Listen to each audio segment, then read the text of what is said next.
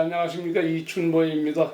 네, 안녕하세요. 홍하나입니다. 오늘은 몇 주 전에 우리 최영수 변호사님 모시고 이민법이라든지 상법 뭐 여러 가지를 얘기를 했는데 저희 이 프로그램 보고 전화가 너무 많이 왔어요. 또 한 번 모셔달라고.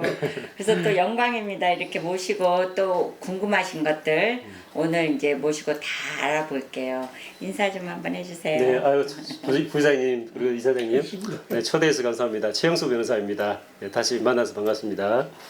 예, 이제 우리가 지난번에 잠깐 우리 팬데믹 때문에 고생하는 분들을 위해서 또 언다큐멘티드 우리 교포들 구제받는 방법을 간단히 설명해 주셨는데, 이제 크게 봐서 미국 행정부가 바뀔 때마다 네, 이민 정책이 바뀐다고 그러셨잖아요. 네, 근데 그게 이제 뭐 레이건 행정부 때 특별 사면이다, 뭐 또 다른 정권이 들어오면 또 그걸 억제한다, 뭐 이래가지고 계속 반복이 되는데, 또 주기적으로 그렇게 일어나는 현상은 정권의 유지를 위해서 하는 건가요? 아니면 미국 정책이 뭐 대충 아신데 한번. 네, 우리 이사장님께서 사실 정치 쪽에서는 박사님이신데, 네, 아무래도 이제 그 선거라는 게 뭐 대통령 위주로 이제 대통령 선거가 제일 예. 사람들이 많이 투표하지 않습니까?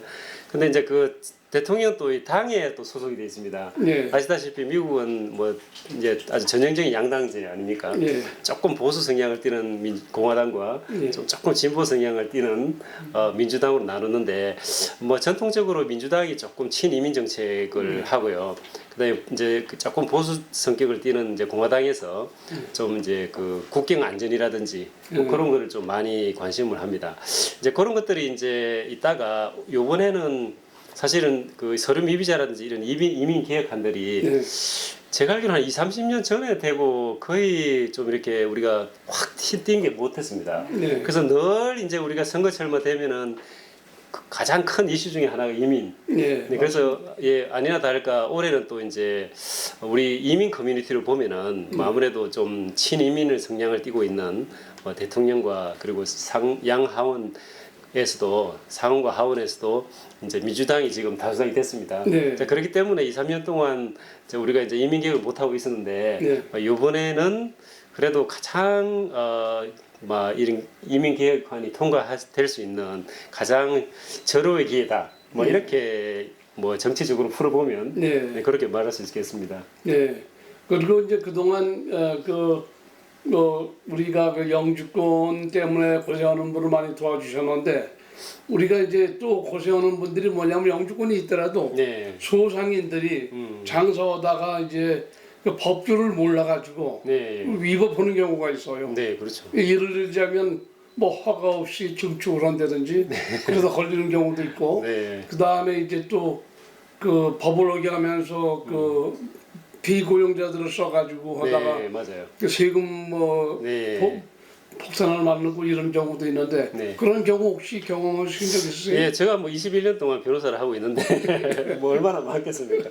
다들 변호사나 의사 같은 경우는 이제 어떻게 보면은 남의 짐을 어떻게 보면 지는 그런 좀 그렇죠. 직업인 것 같기는 합니다. 물론 이제 좋은 일이 있어서 또 뭐 기쁜 걸 보면은 뭐 보람도 생기고 그러지만 아무래도 남의 고민을 갖고 오는 그런 그렇죠. 건데 아무래도 이제 우리 스몰 비즈니스가 우리 많이 하잖아요. 뭐 거의 우리 한인 사회를 움직이는 거는 이제 이 스몰 비즈니스 동력이다 이렇게 하는 거고요. 자, 그러다 보니까 이제 비즈니스 하다 보면은 우리가 뭐 미국 법을 잘하는 것도 아니고 그러다 보니까는 좀 이렇게 뭐 바이올레이션을 한다든지. 근데 미국은 또 이게 굉장히 법이 강합니다. 무슨 건축 바이올레이션 있죠. 그렇죠. 예. 또 뭐 저기 서류 미비자들 또 이렇게 괜히 또 고용하셨다가 또 이민법도 바이올레이션이 있죠. 그다음에 또 그 제때 이렇게 봉급을 잘 주셨는데 현금으로 주는 사람, 그렇죠. 예. 그러니까 뭐 신분이 없는 분한테 줄 수가 없잖아요. 네. 그러다 보니까 다 돈을 들였는데, 그러니까 뭐 오버타임하고 미니멈을 다 줬는데 네, 맞습니다. 나고 난 다음에 또 노동청에다가 고발을 한다든지 아니면은 연방법원에다가 임금 소송을 하는 경우도 많이 있습니다. 네, 그래서 사실은 우리가 이제 그 뭐 하나님께서 콜링을 주는 것도 있는데 저도 이제 변호사가 천지라고 생각합니다. 그렇지만 본인이 이제 비즈니스 하다가 잘 모르시거든요. 그렇다고 그러면은 회계사님도 계시고 그다음에 변호사님도 계시니까 항상 사인하기 전에 이제 그분들의 자문을 구하고 네. 그리고 항상 내가 이런 결정을 하는데 뭔가 조금 뒷골이 뭐가 잡히는 듯한 그런 이제 그 마음이 들면은 네. 그것이 바로 그게 아 이거는 좀 아는 분한테 조언을 받아야 되겠다. 네. 네, 그런 분들은 그런 저기 때거든요. 보고 오시요. 네, 그래서 네, 그런 자기가 모르는 게 있고 약간 좀 이게 보기 사인한다든지 아니면 뭐 이렇게 하기 전에 조금 문제가 있다고 생각하면 네. CPA라든지 회계사님이라든지 뭐 변호사님한테 전화하면 되거든요. 저 같은 네. 경우는 전화 주면 보통 10분 정도는 그냥 공짜로 이렇게 네. 상담이 안 받아요. 그리고 네. 애국분들은 네. 다 상담비를 받고. 근데 한국 변호사님들이나 회계사님들이 굉장히 이런 면에서 좋아요. 네. 그래서 언제라도 그 전화하셔가지고 상담을 받으시면 되거든요. 네. 그래서 그런 것들을 그렇게 하시면은 약간 그 우리가 돈을 많이 벌어도 중요하지만 네. 리스크 매니지먼트 그렇죠. 얼마나 위험을 잘 관리를 하느냐. 네. 자, 근데 그거를 가장 효과적으로 하기 위해서는 아까 말씀드린 대로 분야별로 전문가들이 많이 있기 때문에 전화를 한 통화해서 네. 한번 의견을 구하는 것들이 아마 가장 중요하지 않나 네. 그래 보입니다. 예. 근데 그 저기 궁금한 것 중에 저도 이제 비즈니스를 오너를 하다 보니까 그 사인을 받고 캐시로 네. 돈을 금액을 지불하고 이제 뭐 그러다 보는데 네. 그래도 가끔 가다 보면은 직원들이 네, 또 뭐 맞습니다. 원앰프로 예. 하느라고 신고하고 막 별일들이 다 생기더라고요. 네, 맞아요. 그래서 제가 궁금한 건 우리가 시간대를 적어야 되나요, 그러면? 네, 그게 사실 이게 이제 회계사님께서 이게 좀 많이 어시스트를 해야 되는 부분인데 대부분이 이제 임금 소송이라는 게 네. 이제 이 아시다시피 노동법 같은 게 강행 규정이 많습니다. 그래서 항상 그 고용주한테 불리하게 돼 있어요. 그래서 이제 서류 그러니까 뭐 소셜이 없다든지 세금 보고를 못 하기 때문에 현금으로 드렸는데 다 드렸어요. 그렇죠. 네. 그리고 한국 분들이 되게 인정이 많아요. 예. 그래서 혹시 뭐 그러다가도 뭐 좀 뭐 그만둔다 그러면은 조금이라도 더 얹어주고 막 그러시거든요. 예. 그런데도 나가가지고 이제 변호사를 선임해가지고 소송을 하면은 굉장히 삶에 이 낙담이 많이 되는 그런 부분이 있는데 이렇게 해주셔야 됩니다. 뭐 물론 이제 뭐 소셜이 있고 이렇게 세금 보고를 할 수 있는 분들을 고용하는 것도 그렇지만 현실적으로 또 그런 게 어려울 때가 많거든요. 예. 자, 그럴 경우에는 그 회계사님한테 연락하시면은 무엇을 해야 되는 게 있습니다. 예를 들면 아무리 캐시를 준다 할지라도 위클리 스테이먼트라는 게 있습니다. 네. 그거를 반드시 줘야 돼요. 거기 보면은 일주일에 받는 금액, 시간 여기 정해져 있습니다. 그래서 혹시 이 방송을 들으시는 분들은 이런 걸 좀 걱정하고 계신 분이 있을 거 아니에요. 그러면 회계사님한테 연락하셔가지고 그 어느 분이 그러는데 이제 현금으로 받으시는 분들을 나중에 수하는 걸 방지하기 위해서 보통 서류로 받아야 된다더라. 그걸 하나 만들어 주시라고 하면 보통 만들어 주시거든요. 네, 그래서 어떤 분들은 이제 또 타임 카드를 이제 찍고 그 다음에 또 이제 나갈 때 찍고 그러면 이제 타임 카드에 이제 그 출근한 날하고 이제 퇴근한 날이 보이고요. 그 다음에 돈을 주고 난 다음에는 반드시 저널에다가 네. 몇월 며칠 날 얼마를 줬는데 받았다 서명. 사실 그것만 갖고 있어도 네. 혹시 소송을 당했을 때 우리가 그분이 사인을 했으니까 그거를 판사한테 보이면은 물론 그 외에 다른 법을 안 지켜가지고 페널티를 줄 수 있습니다. 예를 들면 일주일에 한 번씩 뭐 그 위클리 스테이먼트 안 줬다든지 그다음에 포스팅을 안 한 경우도 많아요. 네. 뭐 뉴욕시리 같은 경우는 뭐 15불 이렇게 해서 뭐 임금을 하고 그렇지. 그런 거 붙여놓는 리퀘어먼트가 많은데 또 그런 걸 안 해가지고 또 이렇게 페널티가 나오는 게 많이 있거든요. 그래서 그런 것들을 조금 더 신경 쓰셔가지고 항상 사인을 받고 얼마를 그리고 전월로 잘 보관하셔야 됩니다. 네. 그래야지만 혹시 소송을 당했을 때 네. 우리가 그분한테 이렇게 해서 돈을 줬다는 걸 증명할 수 있거든요. 네. 네. 그 다음에 이제 또 한 가지는 리스 네. 테넌트하고 랜로드하고 리스 관계에서 가끔 문제가 생기는 경우가 있어요. 네. 예를 들면 시큐리티 디파짓을 했다가 네. 나갈 때 이제 뭐 고치고 나가라 그러는데 랜로드가 난 뭐 그거 환불 안 해주고 뭐 핑계 대서 그런 게 있는데 네. 뭐 좀 리스를 작성할 때 좀 네. 주의할 점 같은. 너무 많은데 사실은 사실 우리가 스몰 비즈니스를 많이 합니다만 제가 늘 그래요. 만약 10만 불에 내일까지 산다. 그러면 리스 값은 8만 불이에요. 예. 물론 뭐 여러 가지 있지만은 리스가 가장 중요합니다. 예. 그래서 리스는 또 로케이션이잖아요. 그렇죠. 그게 그 로케이션이 그리고 그 리스를 우리가 5년이나 10년 받을 때 그 법대로 그 계약대로 우리가 지켜야 되는 것이거든요. 예. 그래서 가장 중요한 거는 렌트비 조정을 잘해야 됩니다. 그렇죠. 네, 그게 핵심이에요. 다른 것도 사실 중요한 게 많은데 한국 분들이 조금 제가 느낀 건데요. 중국 분들은 딜을 하고 또 하고 또 하고 그래요. 그리고 심지어는 사인하러 와서도 또 하려고 그래. 근데 한국 분들은 그냥 건물 주인이 만약에 뭐 한 달에 5,000불 그러면은 그냥 조금 깎아요. 한 4,900불. 예. 그래놓고 그냥 훅 사인해버려.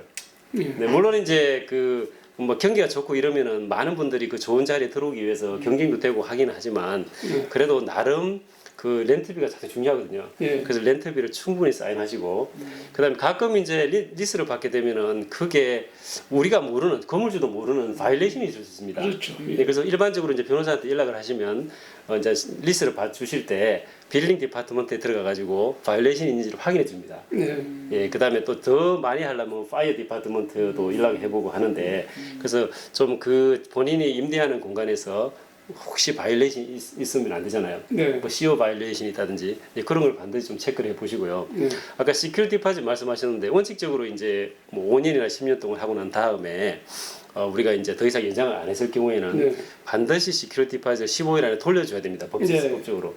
물론 많은 경우에 이제 비즈니스를 할 때가 남한테 팔게 되죠. 네. 팔게 되면은 사는 분이 우리한테 시큐리티 디파짓을 주게 됩니다. 네. 근데 요번 같이 이제 팬데믹이 오고 그다음에 이제 렌트비를 다 내다가도 이제 연장이 안 된다든지 그럴 경우에 네. 우리가 또 시큐리티 바짓을 몸짜는 경우가 많이 있거든요. 네. 네, 그러니까는 이 시큐리티 바짓은 또 이 오해가 뭐냐면은 이 테넌트가 만약에 한두 달 안 냈을 때 그걸 막 까라고 그런단 말이죠. 네. 근데 보통 계약적으로 법적으로 보면은 테넌트가 세입자가 건물 주인이 갖고 있는 시큐리티 바짓을 깔 수가 없어요. 네. 네, 예.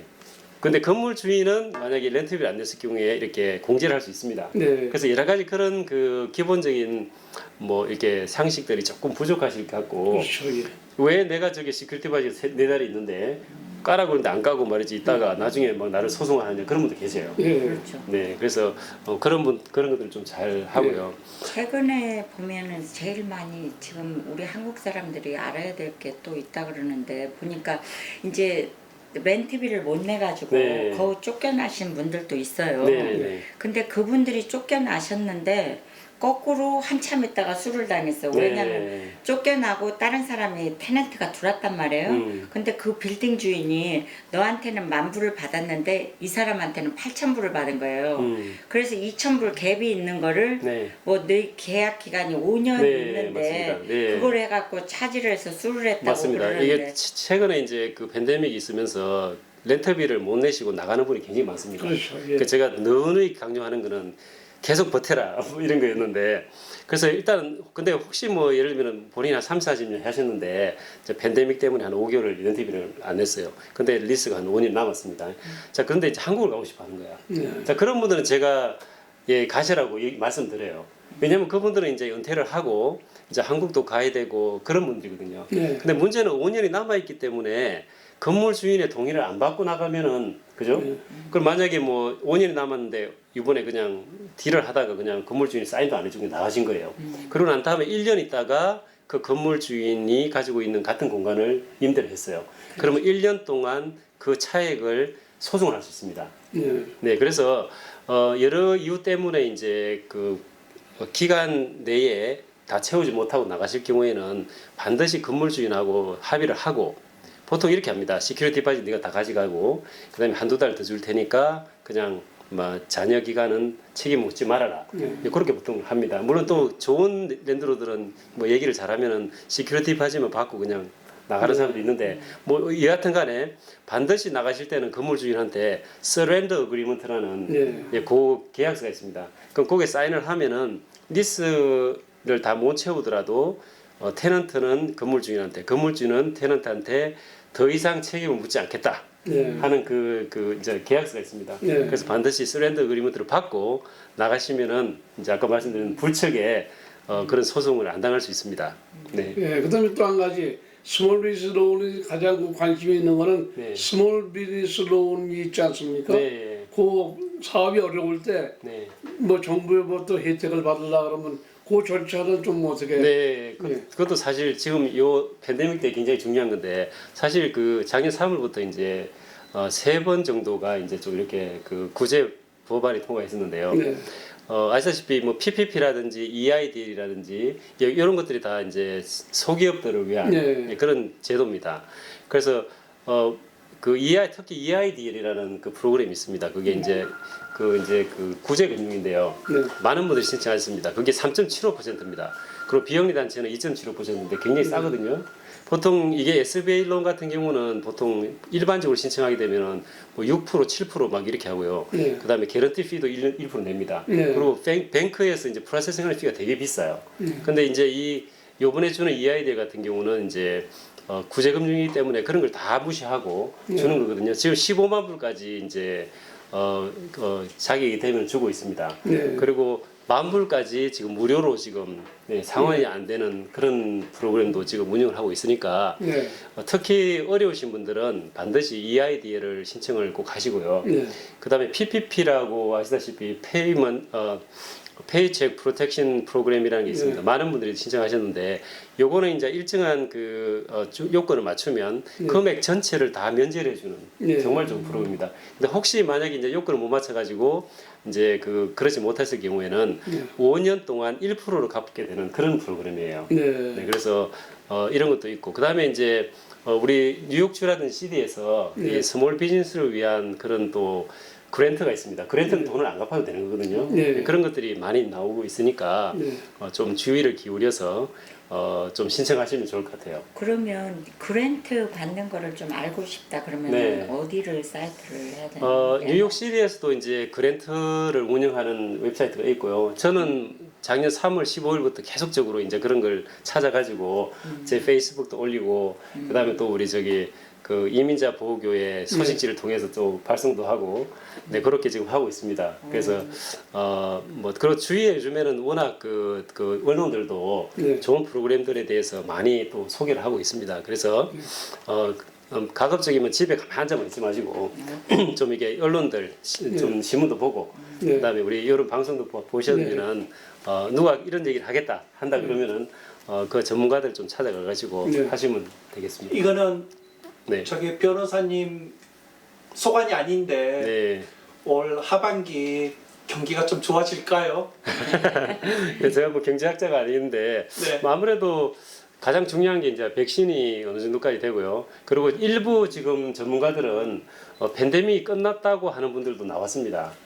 그래서 지금 세계주에서 마스크도 이제 뭐 안 쓴다 이런 얘기 나오는데 제가 볼 때도 한 2, 3개월 정도 되면은 5월 달까지 모든 사람들이 백신을 맞도록 그렇게 지금 그 대통령께서 이제 그 추에 좀 하달을 했나 봐요. 오늘 제가 신문을 보니까 제가 보기에는 한 5, 6월 정도 되면 아마 집단 면역 체계가 되기 때문에 좀 정상화되지 않을까. 그래서 모든 언론들도 생각보다는 더 빨리 되겠다고 이렇게 지금 지금 보도하고는 있습니다. 그래서 5, 6, 7월 달 되면은 정상적이는 않지만 뭐 그래도 어느 정도까지는 뭐 픽업을 할 것 같고요. 뭐 그렇다 그러면은 뭐 정상적으로 돌아오면 또 우리 스몰 비즈니스도 그렇고 나라 전체가 뭐 경제적으로는 상당히 뭐 좀 좋아지지 않을까 그런 개인적으로 뭐 생각을 하고 있습니다.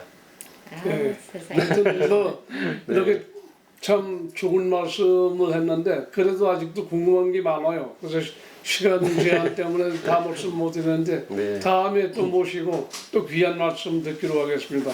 이제 후하는 권사님 마지막 멘트 네. 하시죠. 네. 이렇게 와주셔서 너무 감사하고요. 이제 자주 모셔야 되겠어요. 왜냐면은 외국 분들은 변호사님들이 항상 서비스 네. 피를 차지하는데 프리로 이렇게 저희 뉴욕 지구 이렇게 교역협의회에서 네. 이렇게 또 설명해 주시고 너무 감사하고요. 다음번에 또 모실게요. 네, 초대해 주셔서 감사합니다. 감사합니다. 감사합니다.